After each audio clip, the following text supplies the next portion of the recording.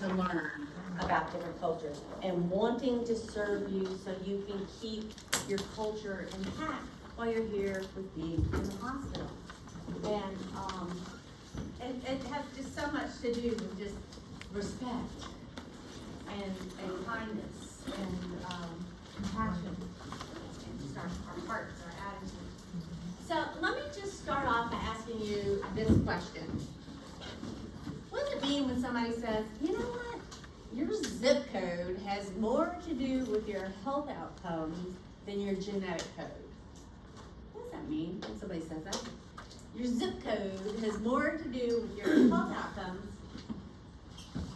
than your genetic code. Well, the poorer people unfortunately get less service. They're not listened to as much when they come with their symptoms, and unfortunately, depending on who the person is, on the healthcare, they do get preferential treatment. All right, so we're talking, anybody else have an idea what that says? She's talking about preferential treatment, she's talking about economic, And funding income. goes more into the. And what else? Funding goes more into the more prevalent areas, unfortunately. What goes more? Funding. Oh, funding. Governmental Oh, funding. yeah, zip codes get more Yes. funding? Yeah. Yeah, because, more taxpayer base? Mhm. Okay. What else, does it mean anything else to anybody else? Your zip code has more to do with your health outcomes than your genetic code. So we kind of think of, like if you're wealthy and live in a wealthy area, your health is gonna be better. And I don't care what your mom died of and your dad died of and all that, it's all about living in that wealthy zip code for having better outcomes. Is that fair? No. Does every one of us in here deserve to get the healthcare that we need?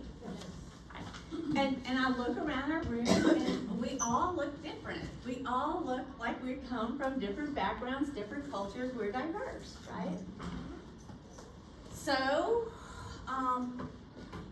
how do we address that? So when we start talking about cultures, the textbook is gonna have you memorize all these facts about different religious practices, because those are cultures. But that's not the only way that we categorize our patient population. We just talked about one way to categorize patient, and that was well and not well, right? And then, middle class somewhere in between. So when we start grouping our patients, we don't just group them by their spiritual practices. We group them by, we all get grouped in a bunch of different categories. You can group me into lots of categories. I was a West Banker growing up, so you can group me in West Bankers. And now I live in Old Metairie, so now I'm an Old Metairie liver, You can, Caucasian, European American, a blonde, or dyes her hair blonde, right? A Southerner. So, we can get put into a lot of different categories. So, when we're learning about cultures, it's very, very important to us to look at these terms like social determinants. And what are my social determinants? What are your social determinants? What in my social network determines my health outcomes? We just said zip code where you live, right? Economic stability, or am I living paycheck to paycheck? It just depends on what my kids need. Sometimes my kids take all my money and I'm living paycheck to paycheck. But some people aren't even living paycheck to paycheck. We have 18% of the people in our metro area that are below poverty line. There are social determinants like what was your access to education? What was your access to education?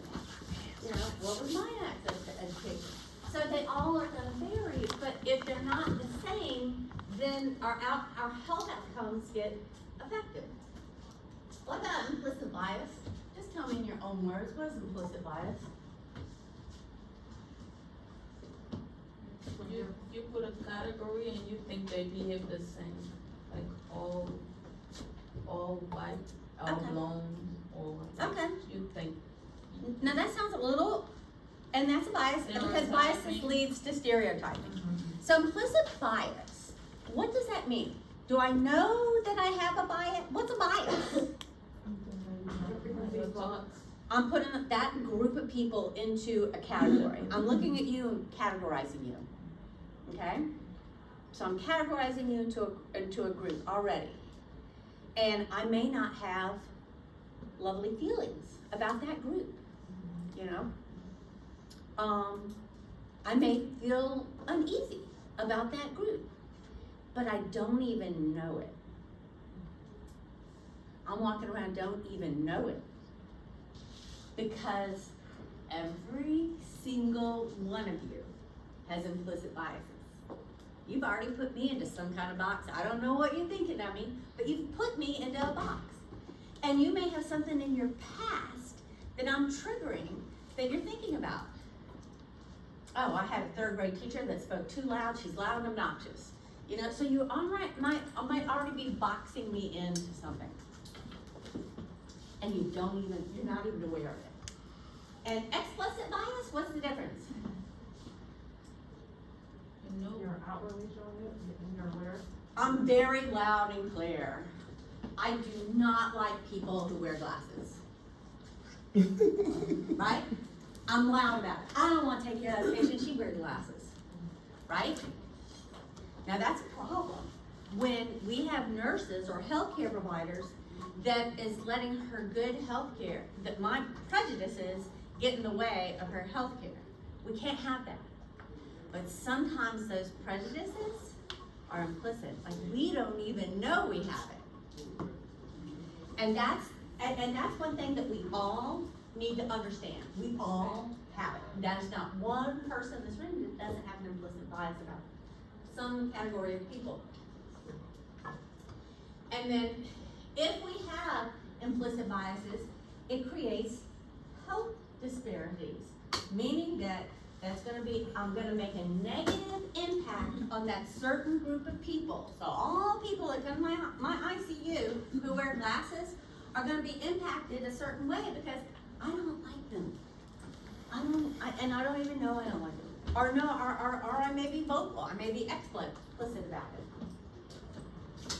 All right, and then inequities are that what are some systemic differences in healthcare or opportunities to achieve healthcare? So, you know, what about the patient? Who's got a car? You got a car? Okay, good. So if you have a doctor's appointment, is it a barrier for you to get in your car and go to your doctor? No barrier, right? Easy peasy. I got a doctor's appointment. I'm getting my car. I'm gonna go to it. What happens when you don't have a car? Call Uber. Well, if you don't have money for Uber, Take a bus. now we gotta take a bus. And what if you gotta bring 2 kids with you? Oh. So now we're getting on the bus stop. You see what I'm saying? Who's gonna stand with 2 kids at the bus stop and get on? I mean, some people do, right? It's a hardship. I sure don't want to do that. I took the bus to school in high school. Yeah, I know how long you have to wait, how hot the bus is, and you know, it takes a long time. So it's an inequity. So the person with the 2 kids with no money for the Uber that's got to get the bus, and then that person over there that just got in her car and go to the doctor's office. Is that equal? No. Somebody has like an equity, something that's a barrier, something's getting in the way of them being able to get the health care that they need. Right, so when we learn about these different groups and cultures, we want to look and see, are there health inequities in these groups? What are they, and what are they? And then how do we, us nurses, try to equal things out? It may be that I'm gonna call social services and see if there's some kind of like cab voucher or Uber voucher that we can give this patient so they can get to their doctor's appointment. You know, some people live in healthcare deserts where there's not a physician nearby that they can go to. So us as nurses have to think, how do we not make things equal? Because not everybody needs like a boost to look over the fence. He looks over the fence just fine. he doesn't really need anything from me. He's doing it, and he's getting in his car and he's going to his doctor's appointment. This guy needs a little help. We need to find out, well, do you have resources to get to the doctors? How can we help you with resources to get to the doctor? And then this little guy needs extra help. And that's what we call equity. It's not equal. Not everybody needs the exact same thing to get the positive health outcomes. Y'all probably seen this in that picture. Has anybody seen that picture before? No. Yes? Who has not seen that picture before and after? So that's how we have to have our brain thinking, because we have a lot of power. We are the first person that patients see, and we're the last person that they say goodbye to when they come to the hospital or come to a clinic. And it's really been put on our shoulders for the next decade. The future of nursing put out the blueprint, what our blueprint is for the next 10 years. And our blueprint says, you know what? Those nurses are gonna be the ones that are gonna drive. They're gonna assess for health inequities in these different groups of populations of patients. And they're gonna try to help facilitate measures that can make things equitable. Now, when we took that online course, hopefully y'all did it. You had to sign up and take that online course, and yes, I made test questions from that online course. We were trained to look for health inequities for all groups. So you've been to special groups, you've been to OB, you've been to peds, and you've been to mental health. So tell me this. So you were in different cultures. These are like a culture of young moms with their babies. Or these were mental health people with mental health diagnoses. Did you see disparities in these groups? And did y'all discuss them in clinical? OB, like did anybody see any disparities in OB? Yes. Yeah. Labor and delivery. Yes. What disparities did y'all see? Like Hispanic cultures, What did you see? the Hispanic culture. What did you see about the Hispanic culture?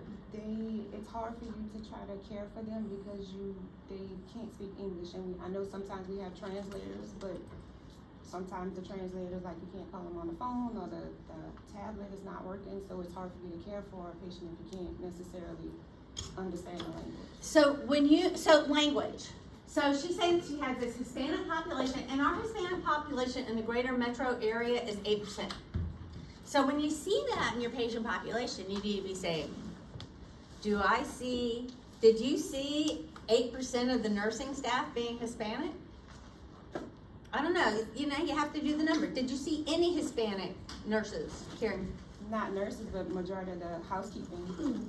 Oh, so now we're pulling in housekeeping to do translation? No, I'm just. Oh, okay. But a lot of okay, all right. But don't y'all know that patients who are Hispanic actually prefer to have a nurse that's Hispanic because they can speak the same language, and they can get there and they feel more comfortable. It's just like that. So if we have 8% Hispanic, you should be seeing 8% of your nursing staff. So we need to set priorities to hire Hispanic nurses because our patient population. Is that equal and fair? Is that an equal opportunity employer?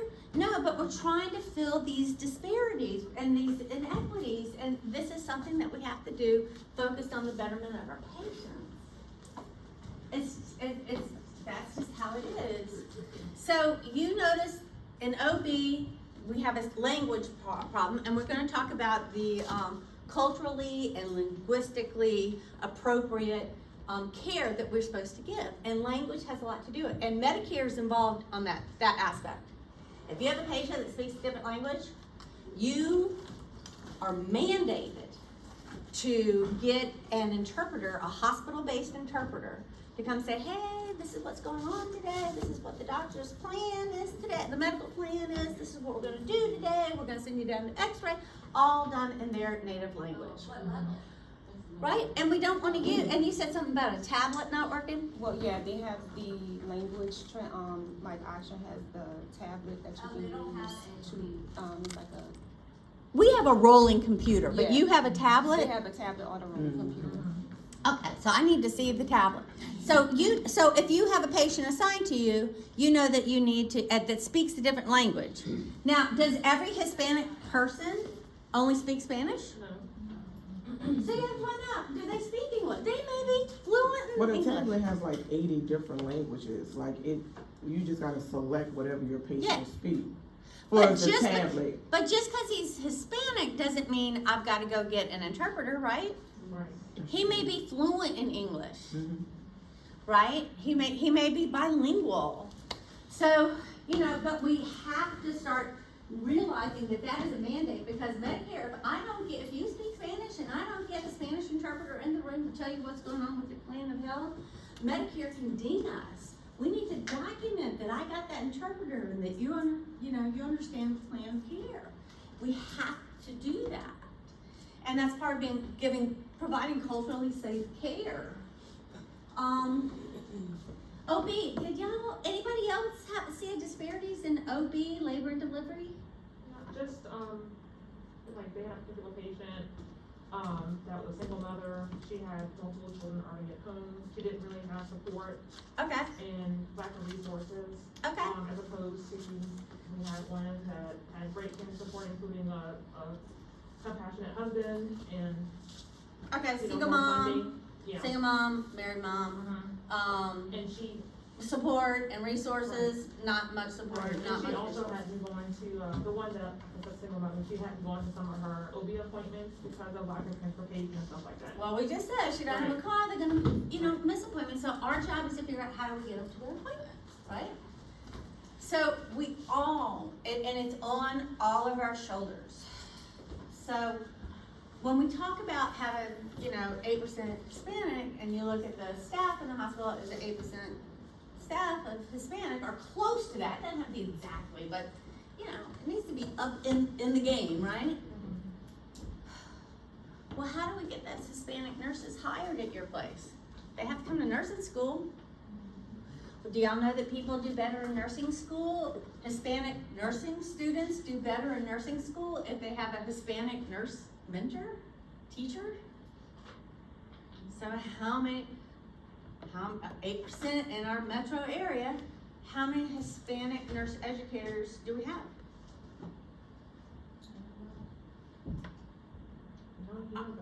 Huh? I don't know. Margaret Garcia doesn't work with him. So it's like, and then what happens when we have one nurse instructor that's Hispanic? All the Hispanic students are gonna want to come, meet her, mentor, and then they have this heavy burden of mentoring all these students. Did y'all listen to the podcast about the black faculty member who was in this predominantly white faculty student body, but they had all these students who were African American, and they were wanting to get to know that teacher. They were gravitating to this teacher, this one teacher. Then the teacher got so bogged down with all these students wanting to be mentored, she was having a hard time getting her test questions in, doing all these other things, and they basically said, you're fired, because they didn't give that teacher the support that she needed. With all these unlisted job duties that she's filling up. So, we have to think about the total picture and what are the barriers getting to that total picture. And then we learned it in that online course that there's facts that you can learn about different groups of people, or cultures of people, and then there's ways that you can be. If you are Hindu and I don't know anything about Hinduism, I can know nothing about it but my way of how can I help you? Let me get a translator, tell me we need to be able to communicate if you're having pain. So it's all about my attitude, making sure that I do things right for you so that you get the health care that you need, right? So the attitude or the heart is equally important, must be balanced with all these facts that we're memorizing. So, what are other groups? So we said rich and poor, poverty groups, we have a homeless population, we have transgender. Do y'all know that reports are showing out that patients that were transgender were treated roughly by nurses? So nurses that had explicit bias towards a population, or even those of us that didn't even know we had a bias. You know, oh, if I'm not feeling comfortable with transgender people, you know, I may have some biases to work out. Homeless, geographical area, people from the Middle East. You know, I was talking earlier about like during, oh my God, after 9/11 and Osama bin Laden, you know, so a lot of people had fears from people from, you know, that region, that geographic region, you know, because of all the TV media in our minds. So see, that's how things can get and make you implicitly biased. Did you guys see that movie on, called The Swimmers on Netflix?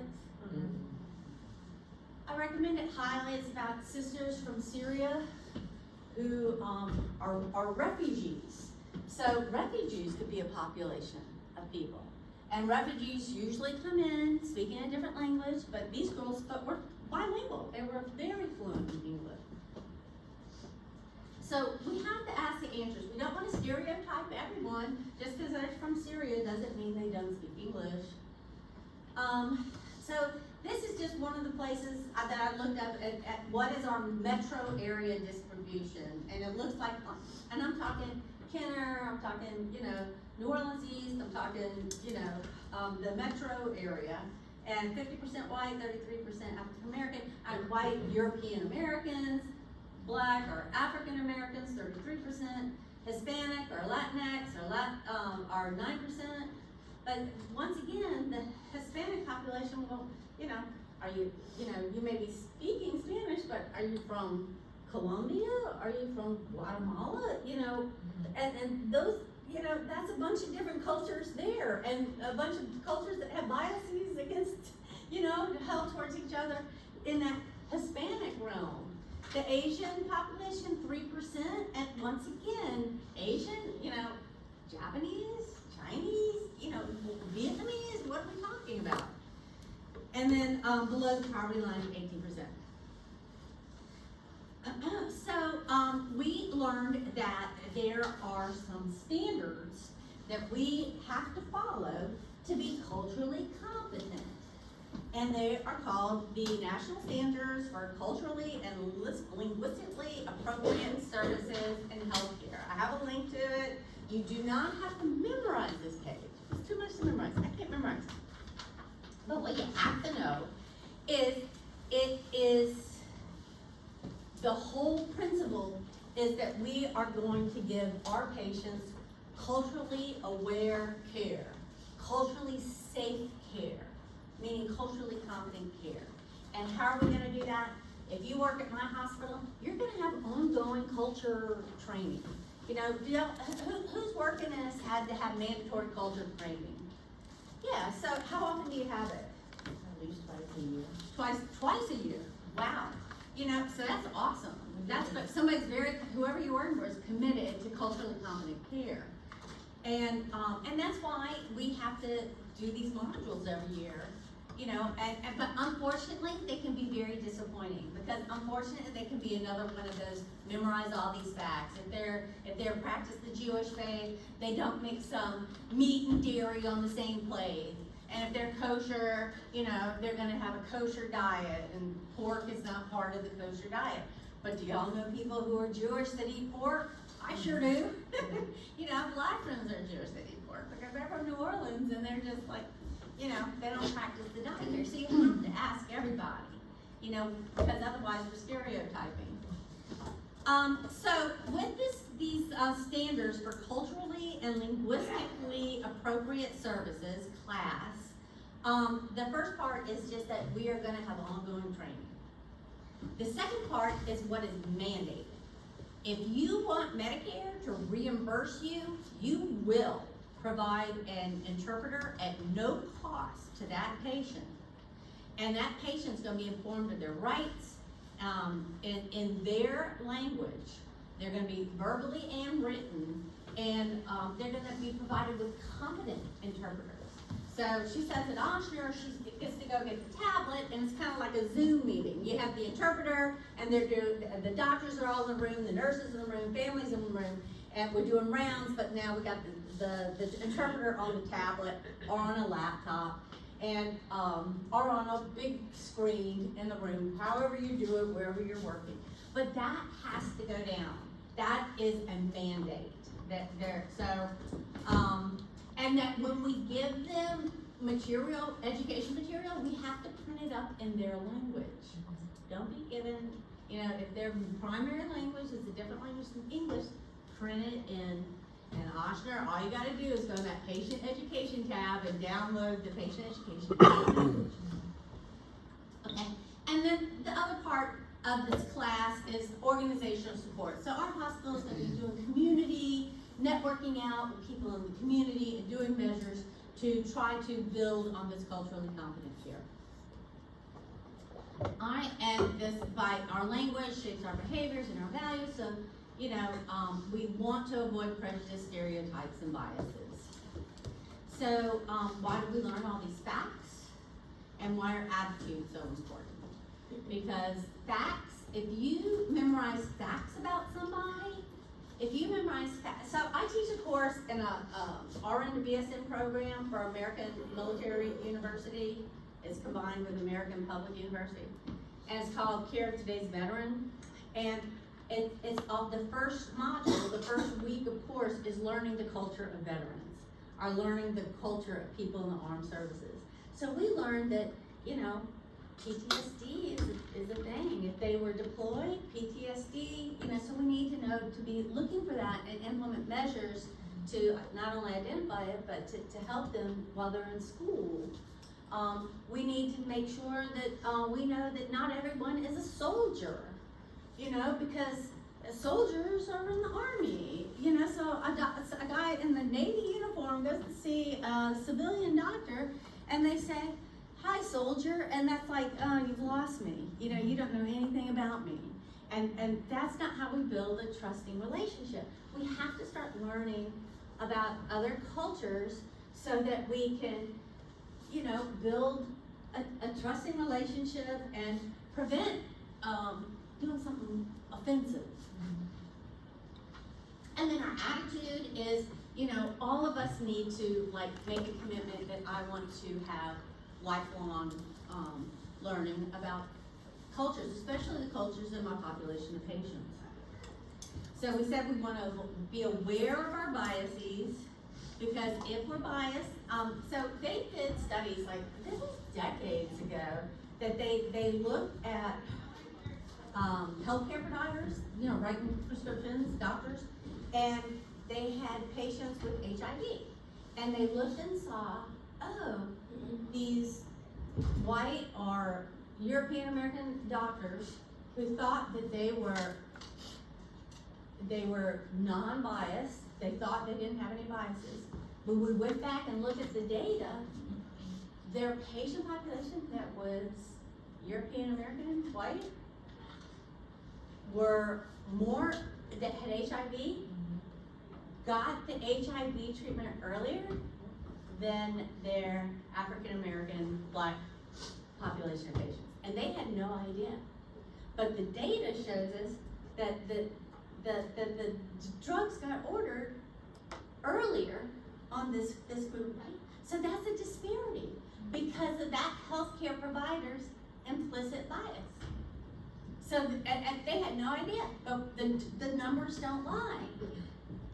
So this person needed to engage into some kind of training to recognize that they had implicit bias and to recognize, to assess them and then he started doing mindful meditations, please help me start my day seeing patients and help me to be just and fair, and I know that I have an implicit bias, and help me be very, very aware of not to let that happen in my practice today.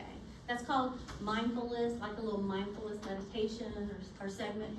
Hey, so because biases, if we have biases, we're gonna hurt people. We will make disparities.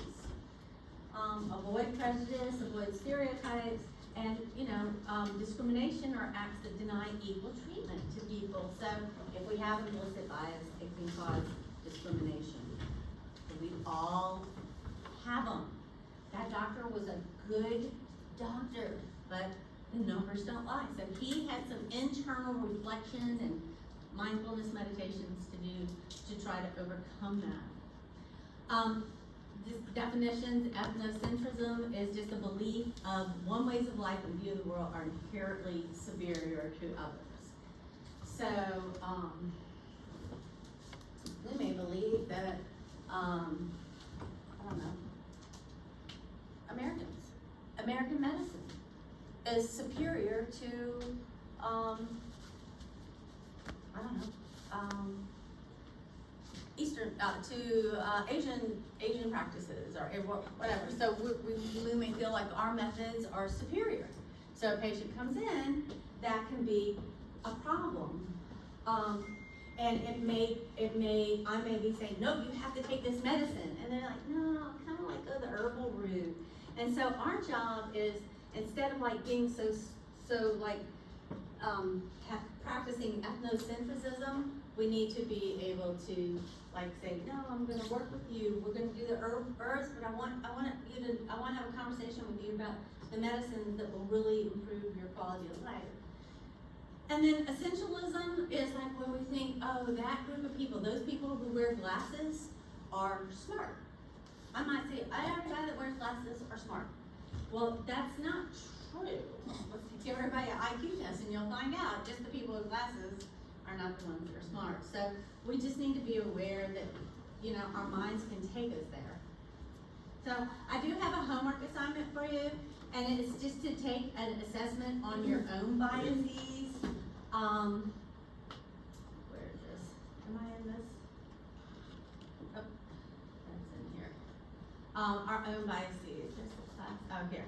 So if you take this, and I went here, so you can take one on, do I have biases on, implicit biases that I don't know about, on various religions? Do I have biases against people with disabilities? Do I have biases against Native Americans? Do I have biases against people who are overweight? Do I have biases against the old or the young, right? So I was like, do I have biases against the people who have the Jewish faith? So there's a bunch of different ones that you can click on. I want you just to do one, just to see if anything pops up, because it sure did on me. So here I said, let me see how many biases against old people, and you had to put your fingers on 2 different keys on the keyboard, and they showed you these pop-up pictures, and you had to, respond quickly. And I said, I've been taking, my dad died last year, but I had been taking care of my dad with Alzheimer's in the home for the last 8 years, and, so I love taking care of my older parents, so I was surprised to see that I had 30% strong automatic preference for young people. Well, young people are more fun, they're more exciting, there's a lot of hope, old people are dealing with, so I was shocked how much it was, but I'm not really surprised. So you can see that I have all this 30%, 17% strong to moderate slight preference to young people. And then my strong preference to old people was only showing up at 1%. So you can see, somehow, I have bias towards old people. So I need to be better. I need to reflect on how can I make sure to focus on the needs of my older patients. I love my older patients too, so I was really shocked. So what works? If you find out that you're biased towards a religion or a race or a skin color or people who wear glasses, whatever test that you take, you can start your shifts with a mindfulness meditation. And mindfulness meditation can be something like you can do a body scan. You can just start out with, okay, I'm sitting, I have my feet flat against the floor, I have my hands resting against my thighs, I'm gonna let my head fall forward, I'm gonna let my shoulders fall, I'm gonna take some deep breaths. And I'm gonna be mindful of my shift I'm about to start. And I know that I have some biases towards old people. So I'm going to, just watch myself, and I'm not gonna judge myself, you know, because everyone has biases, but I'm gonna try my best, to provide a culture of accountability. So that's just kind of like, and I actually pray. So when they say mindfulness medication, I actually pray to God, because I'm constantly praying to God to help me be a better person. And, you know, look at all these like flaws that I have. And, but, you know, you may not believe it, you may not have a spiritual practice, so just the meditation is a very helpful intervention to combat your implicit biases. Don't judge yourself, because we all have them. And there's one practice that you can do if something happens and I'm at a stop sign and there's a driver with glasses and I'm like, oh, the guy with glasses, you know, I don't like those guys with glasses driving, you know. So, then when I catch myself thinking like that, I was like, all right, that's a person with glasses. I have no idea how they drive. They probably drive great. Stop that and put in my mind, you know, the image of somebody that I feel drives well, you know, because it's just calling like replacing the stereotype image that's in your brain at the moment. Simulations, debriefing, awareness treatments with replacement thoughts, like I just said. The mindfulness with like a body scan, which I just demonstrated, guided imagery, progressive relaxation, all of those have been shown to be helpful. So just tell me about stereotypes that come to the spine. When you see this guy, what do you think? Nothing, just, What do you think? nothing, just the guy with dreads. Dreads, okay. Do you have any stereotypes? Do you have any thoughts about them? I don't. Nothing? Huh? No, I'm just saying, no, I don't. You don't? Okay. What about those of you who don't have dreads? You have any thoughts? Am I the only one that thinks pot smoker? Am I the only one that thinks that guy smokes pot? Am I the only one? Well, they think he's what? I think he smokes pot. Oh. I'm thinking he smokes pot. Probably do, though. He might. But in my mind, I'm thinking, pot smoker, right? They on point. So, and as y'all, and I'm not the only one, because there was when my kids were in high school, there was a young boy that was visiting his sister in Jefferson Parish, and he was young, so he was in high school, and he was supposed to be home by 11, curfew was 11, and he was speeding to get home. His dad was a preacher on the West Bank, speeding to get home, and what happened while speeding through Jefferson Parish with dreads? He got it. Got pulled over. Pulled over. That he was also African American. Yeah. A student, played in his church band, dad's a preacher. They pulled him over, and those police officers thought pot smoker, right? So they pulled this speeder out of the car. I've been pulled over speeding, and I've never been pulled out of my car, and my car's searched. Never, never. Right? And I've been pulled over speeding a few times. The boy, and this isn't the boy, but the young person that was pulled over was put in handcuffs in the back of the police car while they searched his car, because they knew they were gonna find drugs. They found nothing. Nothing. But by the time they get to the police car, he had handcuffs like this. He was a skinny kind of guy. He pulled him in front of him, put handcuffs in front of him like that. You probably Policemen bleeding for that. like that, so he had bruises. He made the news, and, you know, and I was very, very upset about what had happened. So that just shows you the danger of stereotyping. Why have I been pulled over for speeding and my car never searched? Cause You you're an know, older so- white woman. Yes. Huh? I was saying cause you're an older white woman. I wasn't driving while black. You know, and I remember I was at dinner with Mark Mason. His mom sang a song, Barbara Mason. What does she say? I don't even know how to love him. Y'all don't know it, but I'm ready to learn. I think I'm I read it. ready Yeah. to learn to fall in love. Oh, yeah. Yeah, so he said, and he told me, he said something like, oh yeah, driving while black. I'm like, Well, it's true, because I mean, I've had That was new to me. conversations with my friends, and we don't wanna have a conversation, but I've told them already, you know, like, if he gets pulled over, do this, don't do this, or whatever. oh, you tell your kid, oh, me too. So when this happened, I was like pulling my kids in high school, going, boys that are, you know, they're kind of reckless. So we had to talk to minor wife, but still, they had, it opened up discussion. I was like, wow, I had no idea you had those encounters with people, you know. So that, it all goes back to stereotypical thinking and biases. And that was just an example. So what, you know, we can't have that happening in our hospital when we're trying to get people well. I think in the lessons y'all had like the African American healthcare provider talking to the Hispanic teen. There was a video, and and he's talking to this teen, and he's speaking. He's like saying, "Okay, your name, Carmen Martinez, right?" Like so speaking in English. It's like talking to a baby. Right. Like talking to a baby, right? Like he doesn't have an IQ. And but if he speaks Spanish, you know, speaking slow, loud English is not gonna help. Right? Yeah, so be mindful of that is like what not to do. Okay, and we know that that's why, you know, cultural values, patients tend to like to have a patient that, somebody take care of them, has the same cultural background.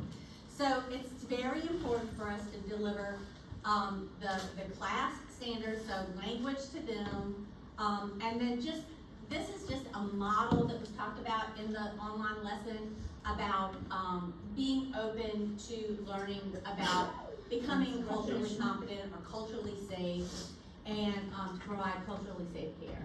And they use they use a picture of a volcano like erupting, or volcano erupts that we want to learn about different cultures, and they use the ASK mnemonic, so ASKED.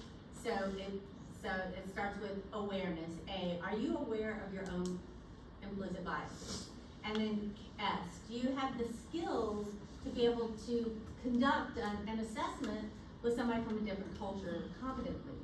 And then K, do you have the knowledge about those different cultures that you're dealing with? So that's where the facts come in. And then encounters. How many personal encounters are you having with people face to face from different cultures? And D, do you desire or want to become culturally and linguistically competent? Is anybody in here bilingual? Completely That's awesome. So I would sell that when I'm interviewing for a job, because that is so necessary and so needed. Why, the big question is, why aren't all of us bilingual? Yeah. You know, why haven't we all took Spanish in high school, didn't we? Or did we take French, or we took something in high school, right? Why didn't we like follow up on that, you know, and practice it? You know, where's the desire to learning another language? So that volcano just represents our desire. We saw a video in the lesson about that guy from Vietnam, and he was been treated for HIV, and I think was he in a gang? He was in a gang, and he hasn't been taking his medicine, you know, and he's going, oh, this is garbage. I want to use my herbal, you know, method. So what nursing diagnosis did they pin on this guy? He is non-compliant, right? That non-compliant patient, right? So that's really patient shaming, you know, so we need to rethink that non-compliant thing and think about what are the barriers to this patient that's preventing him from taking the medication that he needs or following the plan that he needs. And, we saw that he wants to take these herbs, so then our job is to say, okay, you take the herbs, I've looked them up, they're not gonna affect with any of the medication, have a negative effect. So I want you to, so I wanna educate you and talk about, discuss it, and realize that non-compliant is really not compliant. This guy's got a cultural barrier, and that we need to, us nurses, need to address. So, and of course, we group people by religion, we group them by race, we group them by skin color, we group them by geographic area. But religion is one area because when we take care of them in the hospital, a lot of our patients use prayer, and religious practices to help them get better. And I certainly know that I did when I had my severe burnout, during COVID.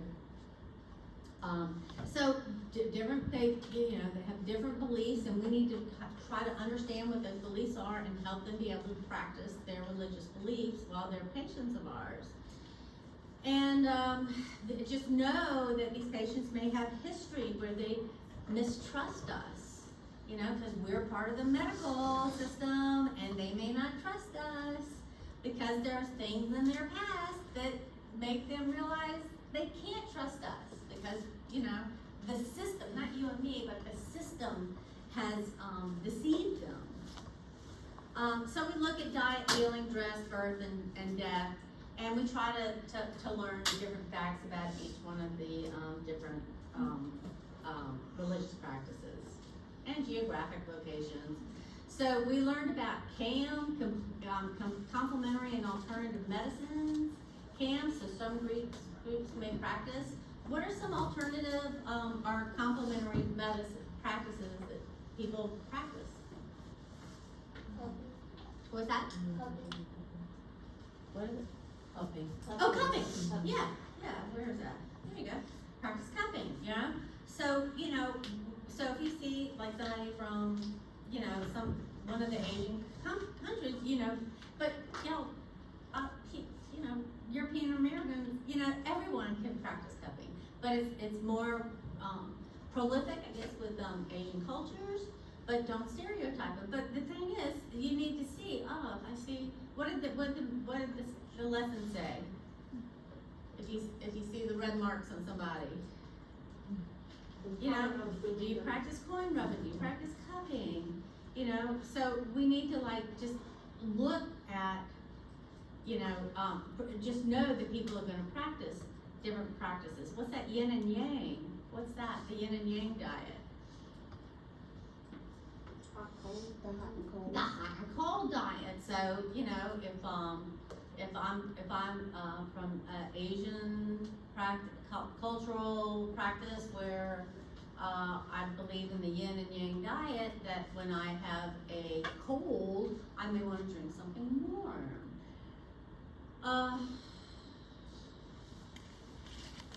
So what is important is that that we, all of our patients, no matter what culture that they are, that we treat them with dignity, unbiased, give them control in the decisions that they're making for their health care, and that we collaborate with them. Oh, you wanna do those herbs? Okay, can we agree that you'll do the herbs and take this one pill because it will cure all the sores that are in your mouth, so, and that's how we have to try to deal with our patients.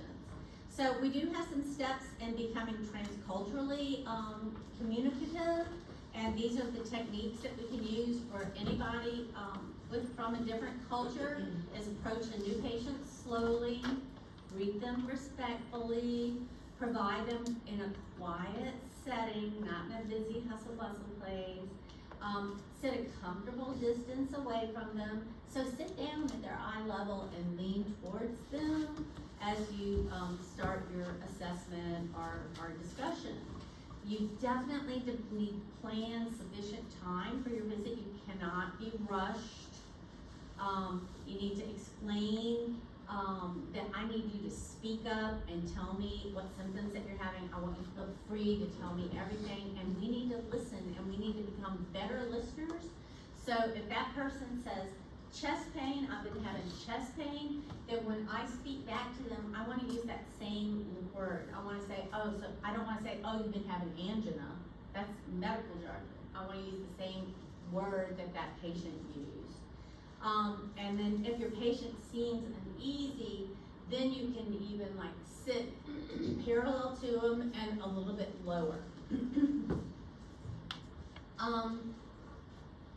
So it's very important that you know that we study those facts on that study tool that y'all made on our cultural page. We study those facts so we can build trust, prevent unintended offenses, and establish rapport. But equally important is that we have to have that attitude. All right, and that we need to focus on patient-centered care. So, I'm gonna let y'all take a bathroom break, but I have these vignettes that are really worth watching, so I'm just gonna play one while people are running to the bathroom. And then, let me just show this little short, did I open this, Diana? Okay, watch this for 1 second.